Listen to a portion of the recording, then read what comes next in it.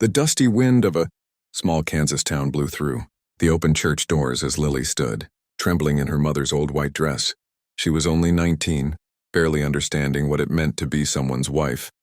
But today she was being married off to a man twice her age, a quiet farmer, named Jacob Holt. Her parents had insisted it was for her own good, that Jacob was kind, hardworking, and would give her a stable life. But as she stood there, clutching a wilted bouquet, Lily couldn't shake the feeling that she was walking into a life she hadn't chosen. Jacob barely spoke during the ceremony.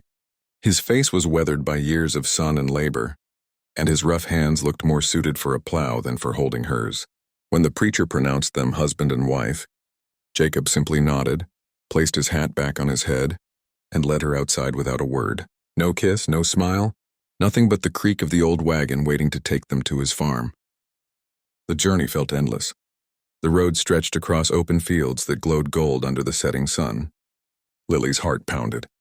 She tried to speak, to ask something, anything, but Jacob's silence was heavier than the air around them. When they finally reached his land, she saw a small wooden house surrounded by acres of lonely soil. No lights, no neighbors, just the sound of crickets and the sigh of the wind through the corn. Inside, the home was tidy but bare. A single table, 2 chairs, and a bed in the corner covered with a faded quilt. Jacob removed his hat and finally looked at her. His eyes were tired but not unkind. "You can rest," he said quietly. "You've had a long day." Lily hesitated, expecting something else.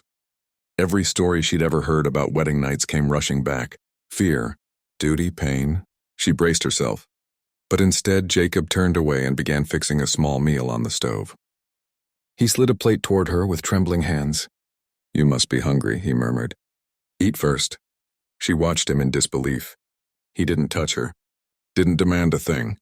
When she finally dared to ask, "Aren't you going to?" He stopped and shook his head slowly. "You're still a girl," he said softly.